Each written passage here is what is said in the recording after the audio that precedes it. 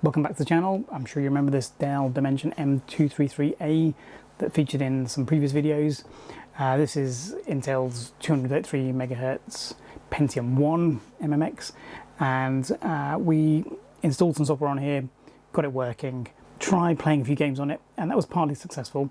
It's got a built-in Virge DX onboard graphics. That's age appropriate because it was, we think, made in 1997 and the Virge came out in 1996. But it wasn't totally satisfying, so I've looked at some other alternatives, and we're going to be going through those today. The thing I want to show you is this. This is the Rage IIc. So this came out in 1996 as well. Okay, so it's contemporary to the Virge, and it's probably about the same performance-wise as a Virge DX on paper, and from what I've read.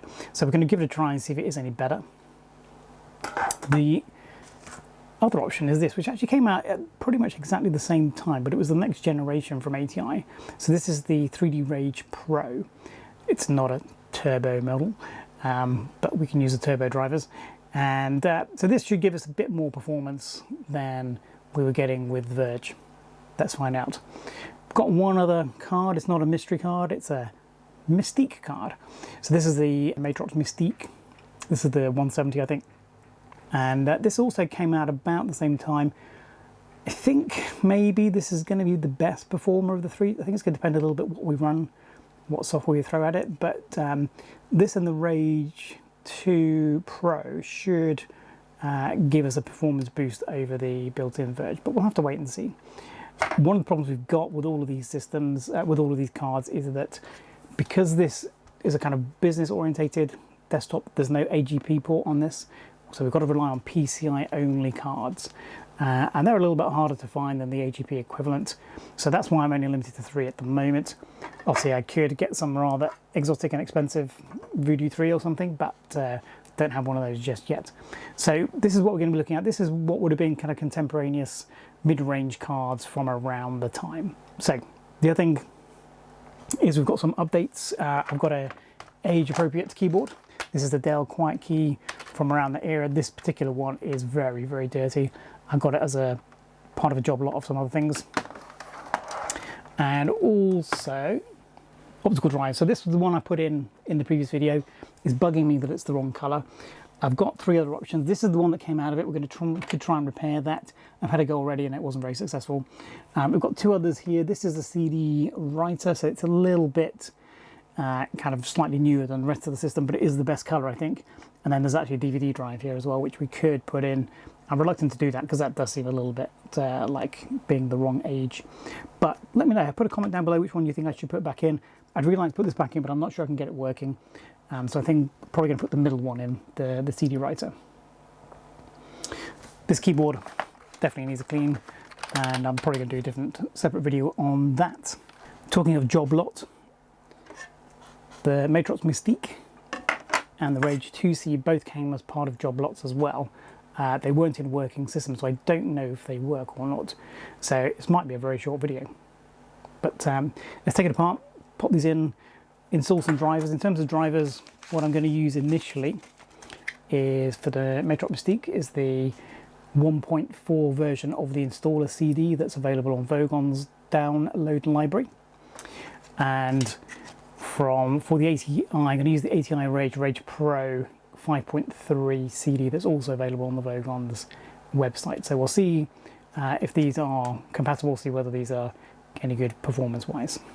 I'm going to take it apart in a moment. This is the last time you're going to see this monitor. I think for the purposes of looking at these cards, particularly with regard to image quality, I'm going to put an LCD on there. It's going to allow us to look at them without any flicker. So just to remind you, here's the inside of the computer, and we've got 3 PCI and 3 ISA slots, which are available to us, but no AGP slot. Here's the onboard S3 Virge DX and its associated memory. All of these cards, I think, have more memory. I haven't actually calculated it from it. I'm hoping that we're just going to be able to plug it in and have a little play and do a bit of discovery that way. So this is the Rage IIc PCI. Looks in pretty good condition. I'm hoping it's going to work.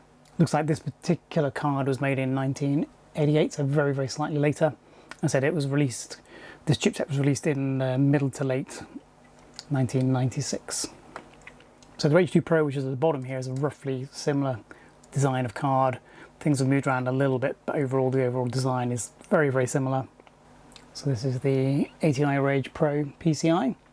Again, looks in pretty good condition. This one I did buy as a working unit, so I'm hoping that's going to be very straightforward. The back of this one does have RAM on the back, so I'm thinking that's going to be the 8 megabyte version of this, but we won't know till we plug it in. So the third card we're looking at is the Matrox Mystique 170. You can see the Matrox card down here. It's got a lot more going on. The reason for that is it's got these extra feature connectors here, as well as the standard VISA connector. It's got these extra connectors here. This is for an MPEG daughter board, I believe, and then there's an extra connector here. I can't remember what this one's for, but this card was a little bit more upgradable than the others. This one does have a copyright of 1996 on the PCB, so that is definitely one of the original age-appropriate versions. There was a later version, which was the 220, which had a slightly faster RAM DAC. And so I'd be interested to see what the image quality of this is like. That's what Matrox was particularly known for around this time. Now there's this extra header on this card. I haven't looked up what this is here for. It's got a label of video on it. So that looks very much like an Apple video out. I'm sure it isn't. But I don't know exactly what this is yet. So I'll have to go and have a little look. So I've installed the Rage 2C in first. I put it in the third PCI slot for no particular reason. Hopefully it shouldn't make a difference which slot we put it in, but we can always move it around if there's a weird incompatibility. We know from when we first got this machine, when it had its weird quad ET4000 setup, that putting a VGA card in any of the slots disables the onboard VGA, so hopefully it should be a very straightforward plug and go. So for the purposes of this video, we're going to be using this Dell flat panel 19-inch monitor from about 7 years later. The reason I'm going to use this is because it's 4x3 and it's pretty good at scaling the resolution, so it shouldn't look too bad, even though this won't be running at the native resolution. We're going to run most things at 640 by 480, I think. Let's turn it on and find out. Okay, well, we haven't got any display output, which is very worrying. So I'm wondering whether... So this is one of the batch cards that I've found as part of a larger group of stuff. It's possible the video card isn't working. It's also possible that the onboard card hasn't disabled itself after all. So I've just plugged the connector back into the onboard graphics. And it's turned itself on as if it's expecting a signal, but nothing is displaying. Okay, so the fact the onboard graphics hasn't disabled itself makes me think that this PCI card is not working. That's going to be a big shame. I've got some video corruption because it's unhappy about having 2 graphics cards in, maybe? Yeah, and there's a definite crash. So it hasn't auto-disabled the onboard video, which is what I thought would happen, because that's what was happening when it had the ISA-based ET4000 cards in there. So maybe we need to look at the board to see if there's a jumper to disable the onboard video. So I took the card out and put it into slot 2, not slot 3.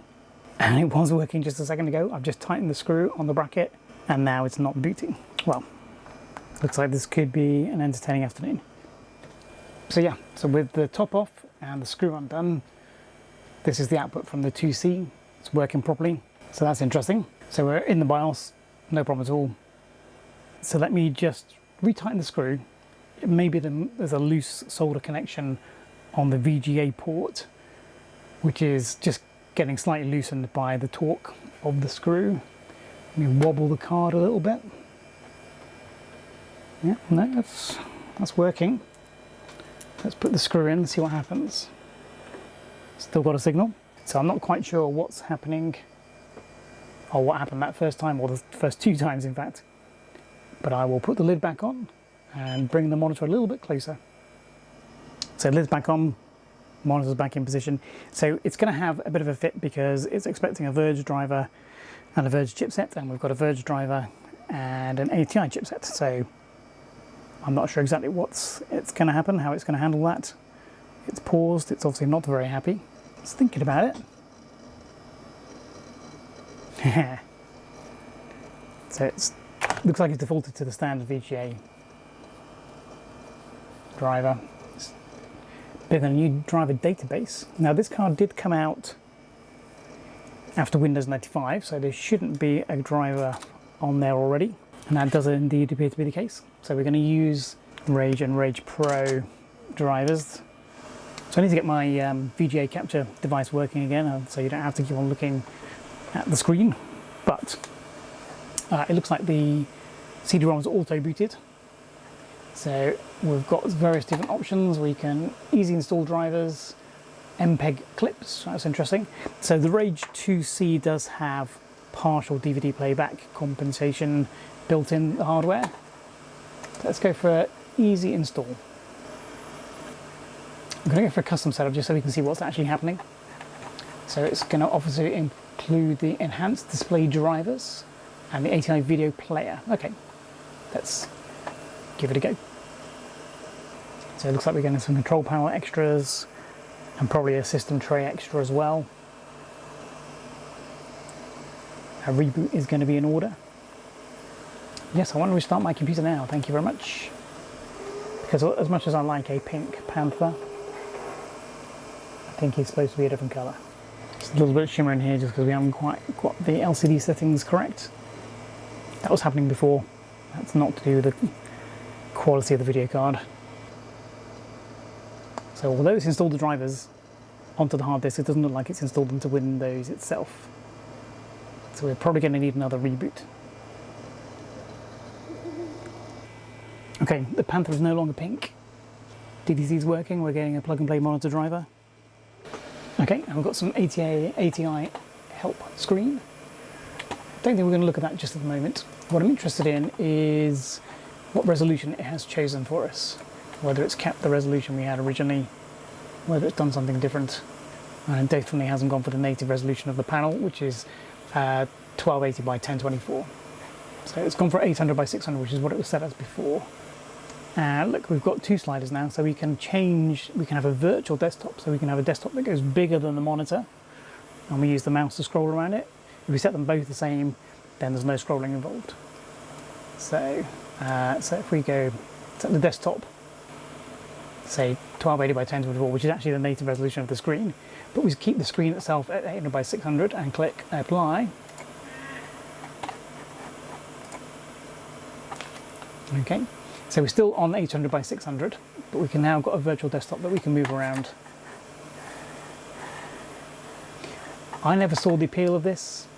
I don't know why it was useful for some people. I suppose if you have a particular application that only works at a specific resolution and your monitor can't do that, then I suppose that could be useful. But that's an example of why there's two sliders in that case. Got some schemes. I'm not sure what the schemes are referring to. I don't think they're referring to the cosmetic display. I think they're to do with the resolutions. So we've got some extra ATI stuff we can use to play around with the display. We're not going to play with any of those. Okay, we're going to keep it at 800 by 600, which is what the CRT was using. So if we're on DirectX Diagnostics, it will tell us exactly what version of the driver this is. So we've got a Rage IIc on the PCI bus, which we knew. So the two-dimensional stuff is based on the Mac 64 card that preceded it, and then the 3D stuff, this was a slight refinement of the first kind of proper generation of 3D stuff from ATI. It's got 4 megabytes of memory. It's got an internal DAC, which we already knew, and the driver is 411012474. It's not a certified driver, but it's the one that came off the CD. There's no reason why the 3D stuff shouldn't work, so let's have a go. All looks good, no artifacts. Okay, so it looks like the driver's installed correctly. What I'm going to do first of all is just go back to those DOS benchmark suite. This gives us a chance to find out if the keyboard's working as well.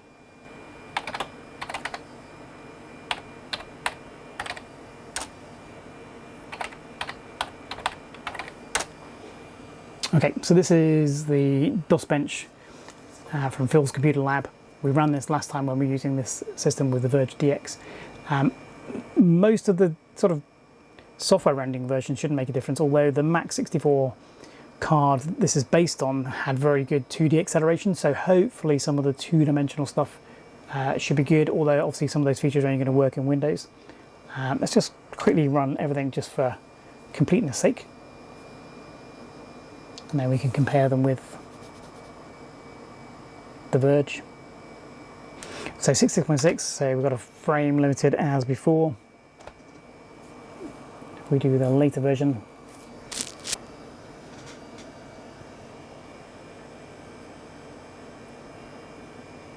okay, 145.9. I have to look up what it was on the previous card. 109 frames per second. Let's try it at higher resolution. So this is not a test of the three-dimensional geometry engine, this is more to do with the CPU, but it gives us an idea of image quality and how fast the 2D engine is in this card. Now I think that doesn't look as good as the Virge. I'll have to play back the video, but I've got a bit more distortion of the graduation of the colours. 44 frames per second, 73.7 score, so not bad.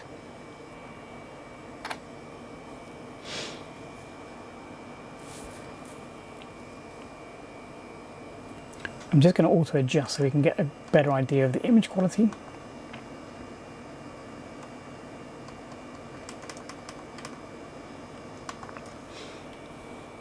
Looks fine, colours vibrant. Pretty good, no smudging. So that's score 51.3. And now we've got the shimmer in the text again. So let's try that at 640 by 480. Again, image quality is pretty good. Obviously we're not running at the latest resolution of the screen, but the screen is pretty good at upscaling. So 22.9 is the score. Okay, let's just go straight for option B. So this is Doom. So all of this is going to be software rendered. The 3D card isn't going to make a difference, but again, those two-dimensional attributes are going to make a slight difference to how good the score is going to be.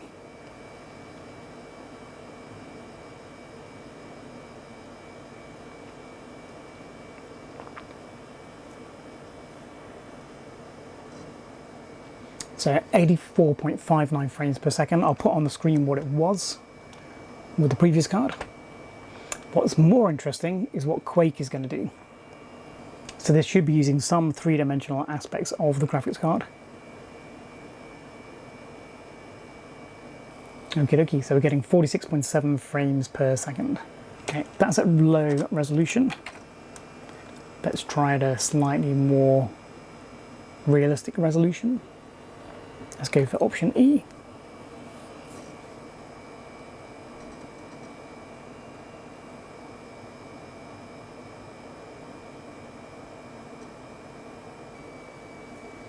So we've got 14.8 frames per second. Again, I'll put the Virge score on there, but again, we're using OpenGL, aren't we, if we're using Quake? So I've got a feeling ATI wasn't very good at OpenGL with its first few products. Okay, so let's go back into Windows. Let's run a couple of things through Windows itself using the DirectX drivers. So we've already run Combat Flight Simulator and normal regular Flight Simulator for Windows 95 on the DX. So let's see if we can get it running on the 2C and see what difference it makes. So frame rate's pretty smooth here on the ground. Having said that, there was a slight stutter just then.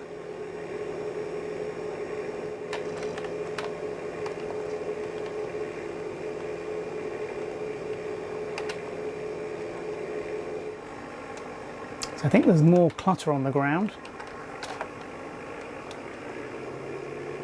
Frame rate's pretty smooth though. Okay, Combat Flight Simulator. So the performance on this with the Virge was pretty poor. Let's see what it's like with the ATI Rage IIc.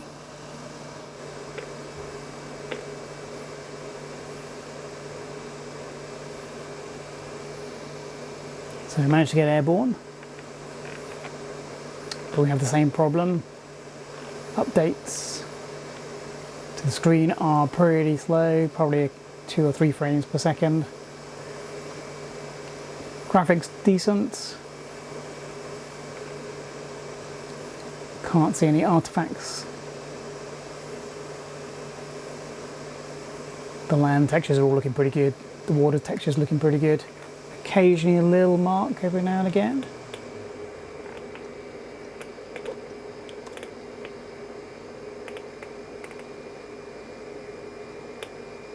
But the frame update is pretty slow. Probably similar to the Virge DX, I would say. I'll play back the video and then we can decide. So that was a free flight. We were actually in combat with some enemies before. That's going to tax the processor a little bit more. So let's just quickly do that.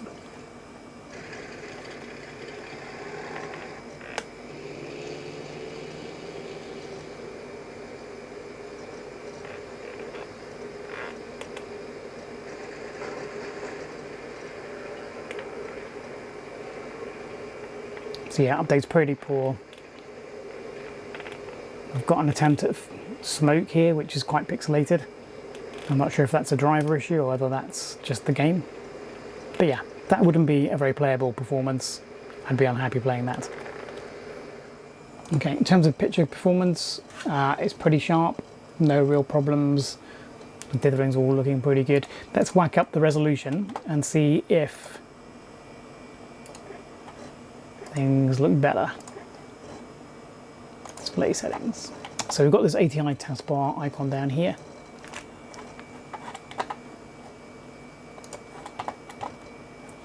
So let's bump this up a little bit. So that's the native resolution of the display. Now it's bumped us down to 256 colors, but I think we can go back up to 24-bit color. We can. We've got plenty of video memory, so that's all good. So are we going to keep this?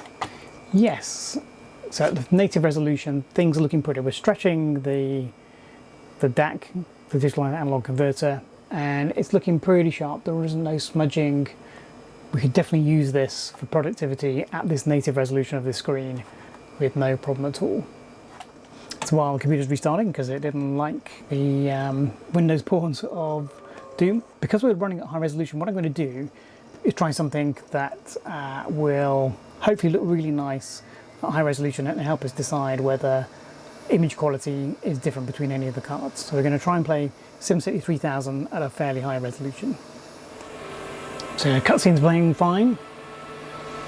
No corruption or frame dropout. Okay, so it's bumped the resolution down, so let's actually just go back, see what resolutions it's let us set. Okay, so let's recognise the screen resolution and driver. Let's have a look. So it's going to let us play at the native resolution. You can see what happens when you run out of physical memory and you end up with virtual memory. So cut screen is now, rather than being scaled, it's just cropped. So overall performance wise, not graphics wise, but this CPU and this graphics card, obviously it's taking a long time to load. We're also a little bit low on memory. It's got 32 megs of RAM, but as you saw when we changed resolutions, because the screen was being painted so slowly, that tells us that physical RAM had run out and we were using virtual memory. We can probably improve that by upgrading to 64 megs of RAM, but we're going to be limited by the disk speed and the fact that this is a Pentium 1, not a Pentium 2 or 3. But it was the fastest Pentium 1. So as you can see, it's playing at the full resolution. We're getting lots of tiles on the screen at once, so that's good.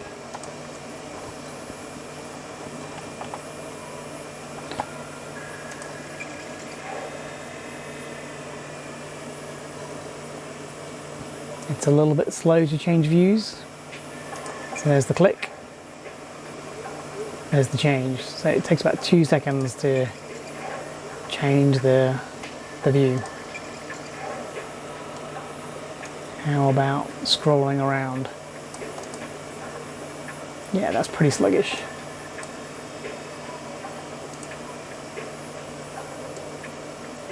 And we're getting quite a lot of slowdown filling in. I'm guessing this is a memory issue, not a actual video card issue. Text scrolling's all working. Everything looks really sharp and clean, but obviously performance is not there. Moving around, yeah, it's definitely a little bit sluggish. I think it would be hard to play this at this resolution on this combination of processor, CPU, processor, memory and hard disk. The graphics card looks fine and is able to output the resolution that this screen does support. Okay, let's pop the screen resolution back down to something more age appropriate, and then we'll change the video card over to the Rage Pro. So that was the third generation of Rage chipsets from ATI. Performance is supposed to be noticeably better, so it'll be interesting to see if it really is the case. Let's drop this back down to 800 by 600. Okay, so I put the Rage 2 Pro in, and I've put it in slot 2 on the PCI bus, the same as the card we've just taken out. We are getting an image straight away, so that's reassuring. This is the card that was sold to me as working, so that is good. What I'm going to do, it should just work because the previous driver was the same. What I'm going to do though is reinstall the drivers from scratch, just to make sure that we're doing this optimally and that it's recognizing the up-to-date display card. Okay, so all those come from the same family of drivers. It has defaulted to the standard VGA driver. It's recognizing it though, so I think in that case I won't reinstall the driver, we'll just let Windows reinstall it for us. So we have the same layout for the control panel, no difference between the two. We've left it at 800 by 600, which is exactly what we want. We now get the option of true color, which I'm not sure we've got the option of before with the 2C. Same widgets here for changing the display a little bit. Okay, so that seems to all work quite well. Let's restart in DOS mode and see what difference that's made to any of the DOS-based benchmarks. I'm guessing not, because they're both based on pretty much the same 2D engine.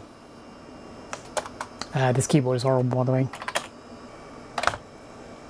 So let's go straight for option number 2.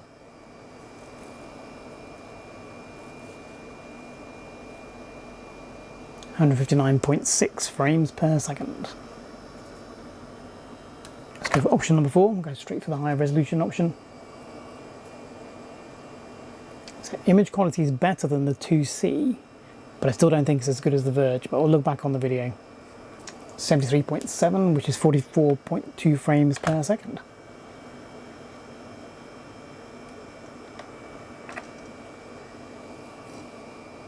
Okay.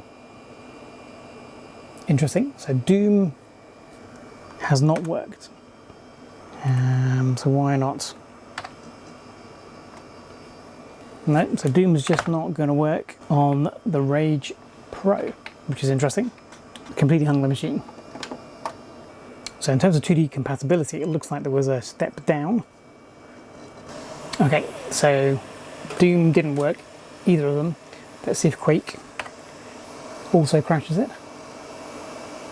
Well, we're getting further than we did before.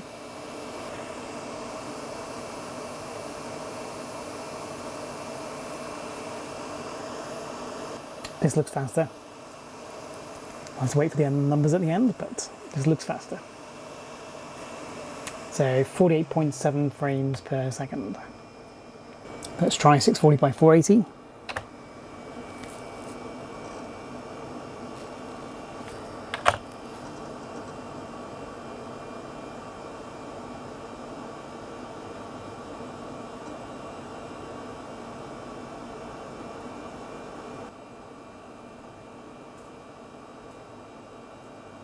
It's looking a lot smoother. Definitely going to have a better frame rate on this one.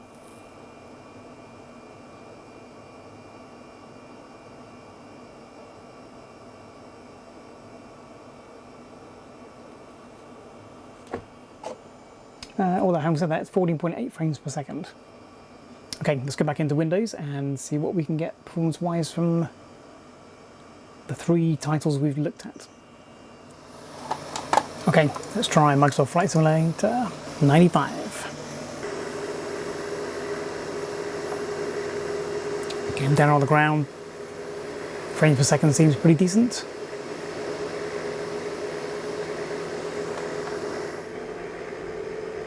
In terms of visual quality, it seems to be about the same as the other 2 cards, I think. Frame rate's pretty decent. Still getting this kind of ground clutter. Now that may just be Flight Simulator 95 without the CD-ROM in. Getting a little bit of marks here in the water. I think that flyby of the building's slightly smoother than with the Virge, but certainly this is definitely playable.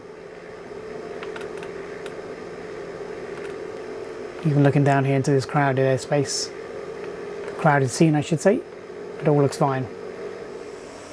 Okay, Combat Flight Simulator, let's see how we get on. So here we go.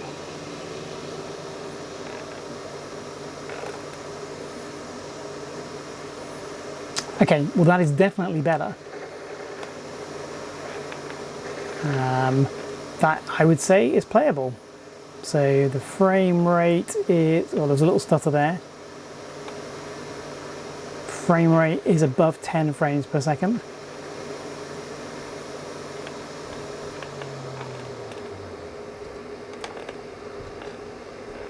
A few little stutters, but definitely playable, and scenery textures and everything are all displaying correctly. So yeah, so definite improvement on this particular game.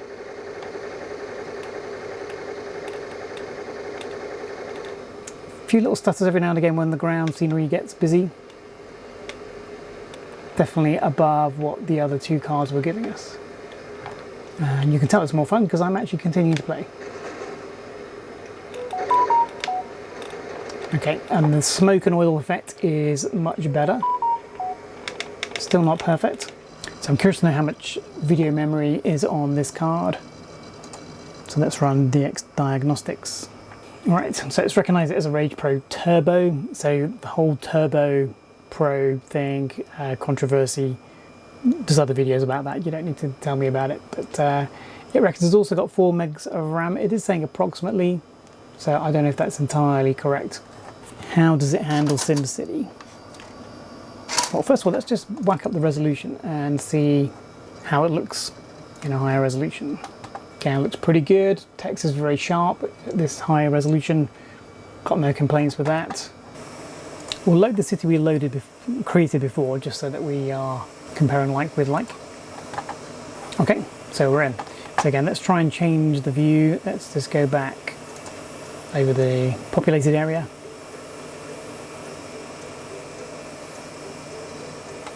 And then we'll try and change the views again. So it's taking about 2 seconds to change a view before. And that's still the case now. So here goes the click. Okay.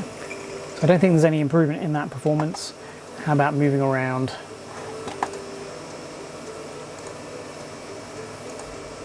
I think it is a little better. We've got the problem here again with the memory access speed, which is interesting.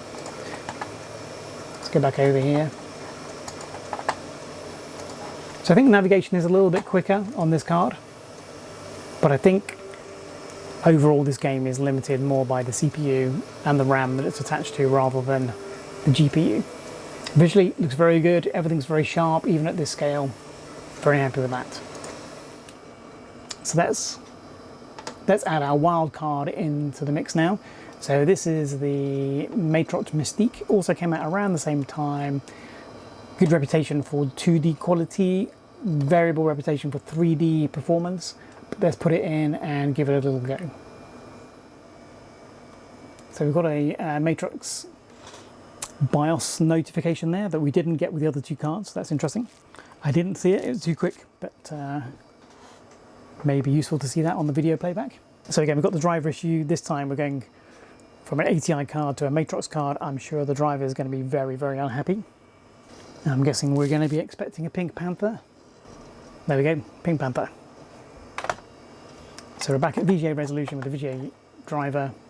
We're going to cancel that because we have our own DVD. No, we have our own CDR with version 1.4 of the Mystique driver CD. So let's put that in. Let's see what happens. So with the ATI cards, you may remember we got auto run and it just worked. Let's see if Matrox were as good. Okay, so it appears to be that it is the case. So Matrox Mystique main installation program. I've got some options. MG Power Desk for Windows 95, which is what we have. Two different versions of that. Top one is the more recent one. Got an MPEG player. DirectX 2, but we've already got DirectX 6, I think, installed. Some cool MPEG video clips. Very nice. Some game patches, so that's interesting. We've got some game-specific patches. Now that also applies to ATI and that also applies to the Virge DX. There were some games that were optimized for those chipsets. We haven't been playing with that so much. I just want to get the out-of-the-box experience. If you want to do a video, if you want me to do a video on optimizing the drivers for each of these cards, we can do that. But I'm more interested in the out-of-the-box experience. Installation guides, Acrobat Reader, Power Desk for Windows NT 4, and Windows 3.1. So basically, what we need is this top one. We're going to click Install. It's going to warn us that Windows is going to be restarted. We're going to go custom again just so we see what's happening. So we've got a control panel, monitor selector, desktop navigator, quick desk. So I think, again, these are all to do with the multi-header function.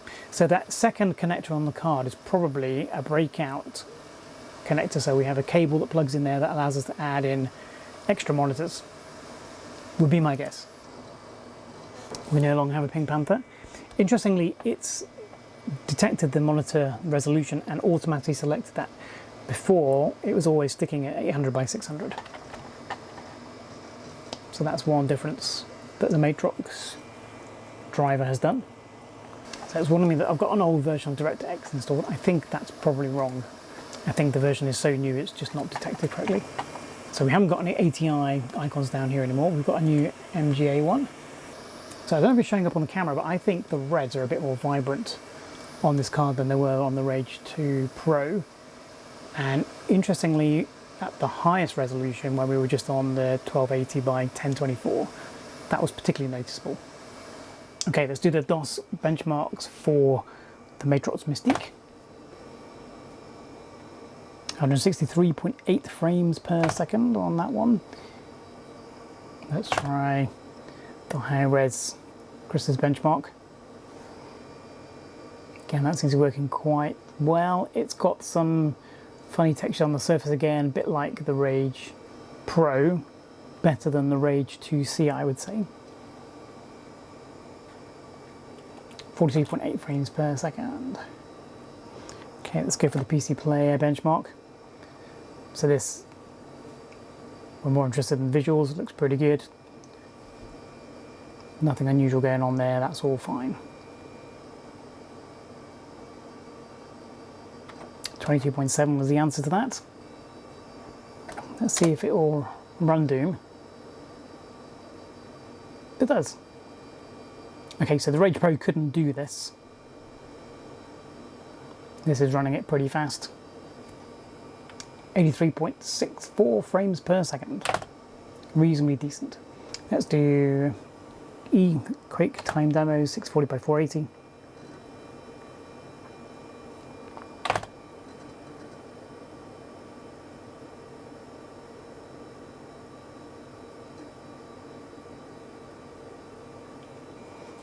.8 frames per second, so not that playable maybe.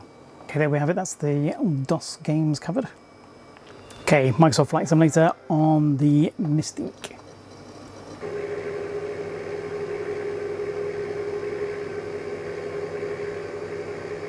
Again, frame rate's pretty decent on the ground, nothing to report really. Visuals look okay, no glitching that I can see. Okay, ground texture is pretty similar.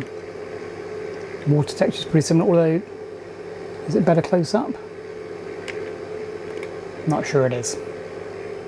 So yeah, now looking at this, it looks very similar to the other two cards, or the other three cards in fact. Performance-wise, fine, very playable. Certainly very playable, no issues at all really. Again, very crowded scene, no problems with frame rates. So go straight for quick combat. Same as the other occasions.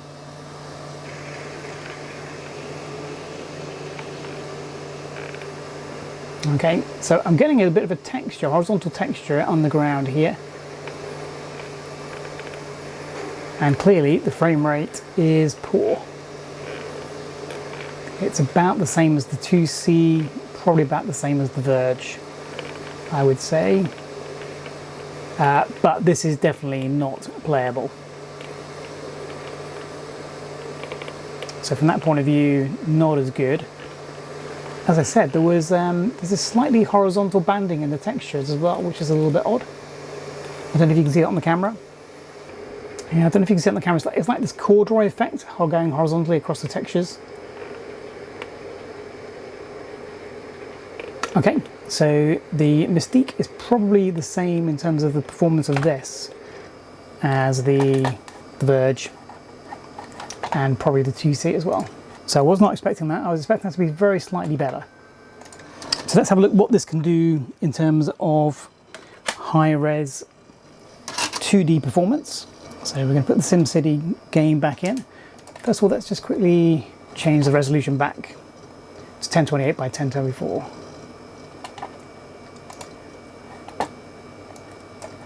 1028 by 1024. True color, that's what the others were set at. That seems a fair comparison. We are going to keep that. It does look pretty good. So MGA Mystique, 4 megs. It reckons it's got 4 megs as well. So let's play SimCity 3000 and see what happens. Okay, the first thing we'll do is zoom back over to, pan back over I should say, to the main areas of the city. And then we'll do the rotation test like we did before. So here's the click, click.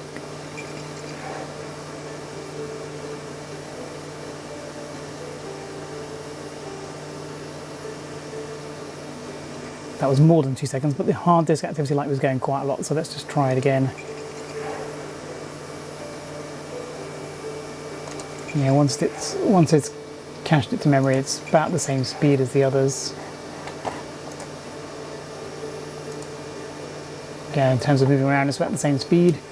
And let's just see how quickly these cells get filled in. Yeah, it's about the same again, isn't it? So I think this game is not card limited, it's going to be CPU and RAM limited. Visual quality again is very good. We can see all the individual tiles very well, even at this high resolution. I haven't been able to detect a genuine difference between them, to be honest. Maybe the Mystique was a little bit more vibrant on the desktop, but there's not been a lot in it. None of them have been poor. The fact that there's that unusual texture in Combat Flight Simulator is interesting, at least it is to me. So let's try one more thing. Let's try TombRaider II. So this game came out in '97, I think. Now, I think all of these cards, to some extent, have specific optimizations for the TombRaider series, at least in parts. So let's see if we can play TombRaider II. Okay, so this menu is good. We've managed to actually get a menu. On one of the other cards, when I tried this, there were no icons appearing, which is why it wasn't in the original review. So we're in default settings, nothing changed. It's actually quite smooth, quite playable. The water texture is pretty good, transparent. So that's all working as it should. Visually it all looks fine. Although some of the water is coming through, is being shown through this rock. So the bitmap that's on top of the water is showing through there on this particular card. So this is the Mystique. So just to make this a completely fair comparison, I've taken all the video cards out. We've gone back to the onboard Verge DX graphics, but with the same monitor, because when we looked at this before, we were using a different monitor. So let's just quickly go through some of those benchmarks again, see if there's any visual quality differences being on a different screen. Just seems more fair all around. So we have the Verge card and the drivers reinstalled, and straight away, I don't think this is quite as intense a red. Doesn't seem quite as vibrant on the desktop as the Matrox card maybe, but that might be biased having heard how good their 2D picture quality is. So let's just quickly look at some higher resolutions. So So let's try and go for the native resolution of this monitor. Okay, so let's apply that, but you'll see a problem straight away. We're going to keep this setting, but at 1280 by 1024, the native resolution, because of the limited video memory, we're stuck with 256 colors, which isn't pleasant. So let's go for 16-bit color. The highest resolution it will do is 1024 by 768. So let's apply that. Do I want to keep that setting? Yes. So it's okay. We've got a slightly different ratio of pixel interpolation, so I'm not going to comment on the quality, but again, vibrancy doesn't seem quite there, and we're limited to the maximum resolution on the Verge just because of the built-in memory. So that's a problem. Let's have a little look back at these two games to see how they perform. Again, everything's moving very smoothly on the ground. Textures seem reasonable at this point. We need to get up in the air though to have a look at them in a bit more detail. Still very fluid, you know, decent frame rate, no problems at all. Yeah, visually it's very similar to all the other cards we've tried. Same sort of texture on the ground, same kind of wire pattern on this building as we approach it.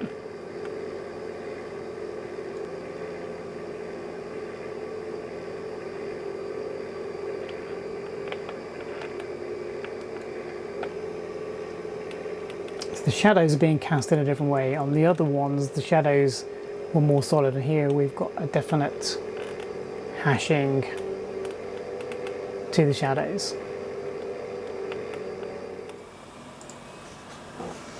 So let's play a quick little bit of Tomb Raider. I think it was this card that wouldn't let us show us the menu properly. So yeah, so you can see this menu loading screen. It is not rendering at all well on this card. Let's try loading it, see what happens. So yeah, as I thought, there's no textures being applied. Performance is not very good either.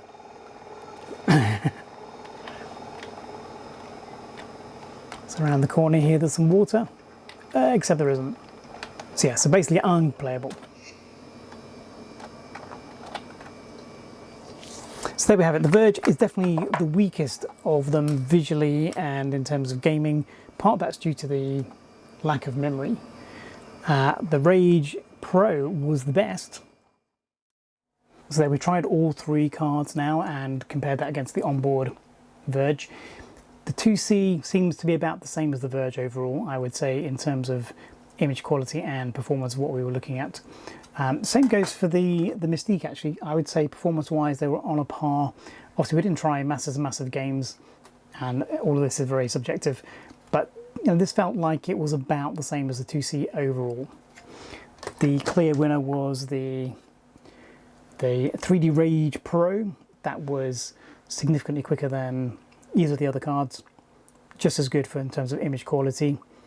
We're limited by the PCI bus. So all of these cards are PCI, there's no AGP slot in this machine, so we are a bit limited in that sense. I'll keep looking for fast PCI cards. They don't come up very often, and they're usually horrendously expensive, but I'll keep looking, see if we can get something that's a little bit better than this. Something like a TNT or TNT2 would be great.